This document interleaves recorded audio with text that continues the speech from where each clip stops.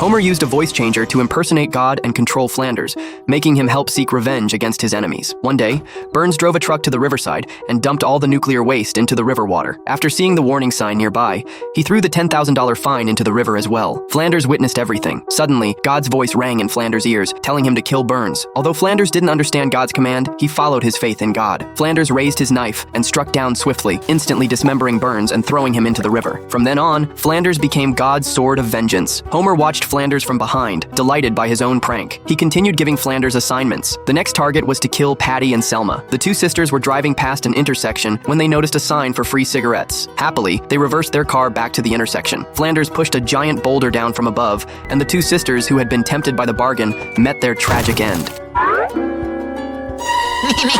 Homer's pranks continued to escalate as he kept giving Flanders assignments. Suddenly, Bart walked in, and Homer, momentarily distracted, exposed himself. Homer Simpson? Flanders angrily confronted Homer, reproaching him for turning him into a murderer. Homer was indifferent to Flanders' anger and even burned the Bible. Suddenly, the house began shaking violently. A pair of giant hands lifted off the roof. Why, you little... And God grabbed Homer by the neck. Before long, Homer was strangled to death. Marge asked God what had happened, and God replied that it was Flanders who had killed Homer. Marge wanted everything to return to normal, but God indicated that doing so would upset the big boss in hell. In the end, nothing returned to the way it was before.